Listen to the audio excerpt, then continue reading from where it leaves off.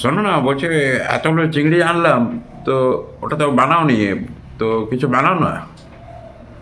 তুমি তো এনে দিয়েই খালাস, বাঁচতে যে কত সময় লাগে সেটা আমিই জানি, যে একদিন বাঁচবে বুঝতে পারবে। কি বানাবে? এখন বলবো না, দেখো কি বানাই। আচ্ছা।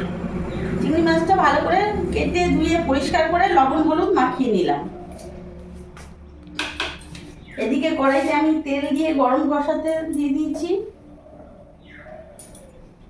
এবার চিংড়ি মাছগুলো ভেজে নেব।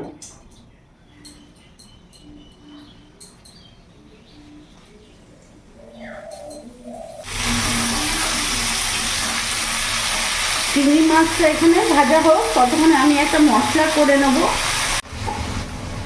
একটা পেঁয়াজ নিয়ে নিয়েছি, ছোটো ছোটো করে কেটে নিয়েছি। ছোট একটা টমেটো নিয়েছি। এখানে দেখতে পাচ্ছ এটা নারকেল কোড়া নিয়েছি। আর আদা রসুন লঙ্কার পেস্ট আমি এখানে 1 চামচের মতন দিয়ে দিলাম, আর একটু দেবো, বাস। এবার এটা জল ছাড়াই আমি মিক্সিতে পেস্ট করে নেব। মশলাটা পেস্ট করে নিয়ে চলে এসেছি। এখানে চিংড়ি মাছটাও ভাজা হয়ে গেছে, আমি এবার নামিয়ে ফেলবো।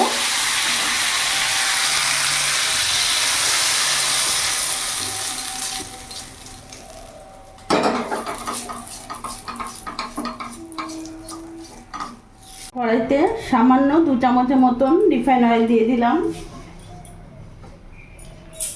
কি বানাচ্ছে গো? আমি তো বুঝতে পারছি না। বুঝতে পারছো না কি বানাচ্ছি? নারকেল দিলে, পেঁয়াজ দিলে।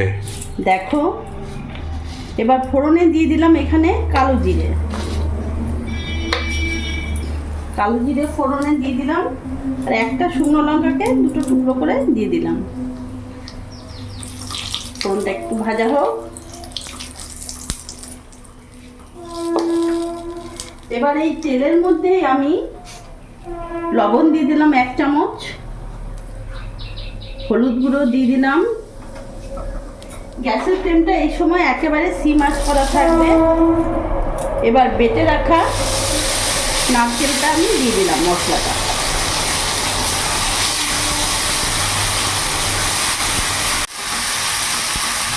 ভালো করে একটু মিশিয়ে নেব।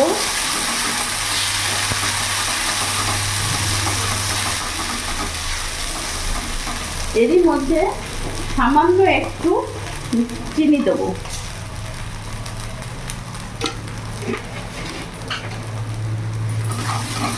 কিছুক্ষণ আমি এটা ভাজা ভাজা করে নেব। ভালো করে মশলাটা কষিয়ে নিয়েছি, দেখতে পাচ্ছ পুরো মশলাটা আলাদা হয়ে যাচ্ছে, তার মানে ভালো করে কষানো হয়ে গেছে। এবার ওই মিক্সির বাটিটা ধোয়া অল্প একটু জল দিয়ে দিলাম। এইভাবে একটু করে নেবো, মিশিয়ে নেবো।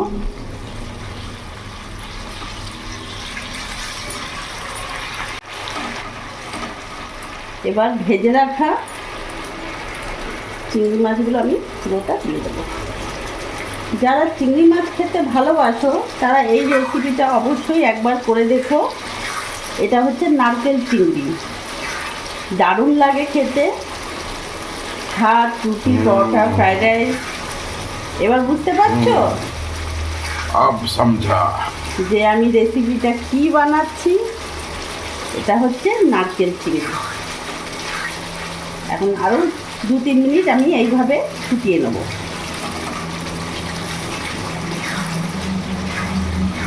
আব তো সমাজ গিয়ে বরকত।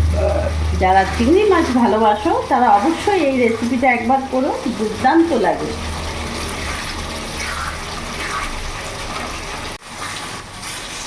দু থেকে 3 মিনিট আমি এইভাবে ফুটিয়ে নিয়েছি। নারকেল চিংড়ি একেবারে রেডি হয়ে গেছে। এবার আমি গ্যাস অফ করে দেবো, নামিয়ে ফেলবো।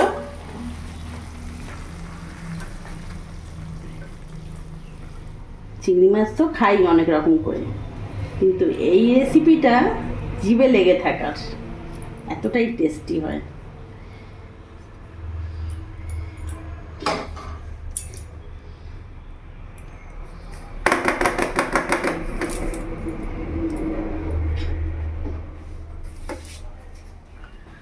তো বন্ধুরা, তোমরা দেখলে আমি বানিয়ে ফেললাম নারকেল চিংড়ি। তোমরা হয়তো থাম্বনেল দেখে বুঝতেই পারবে যে আমার রেসিপিটা কি, কিন্তু না দেখলে তোমরা ভিডিওটা বুঝতে পারবে না যে কতটা টেস্ট হয় আর কতটা ভালো লাগে। এই রেসিপিটা তোমরা একবার হলেও করে দেখো, সত্যি খুব ভালো লাগবে। আমার ভিডিওটা যদি তোমাদের ভালো লাগে প্লিজ তোমরা লাইক কমেন্ট করতে ভুলো না, আর শেয়ার করতেও ভুলো না। আর তোমরা সবসময় ভালো থেকো।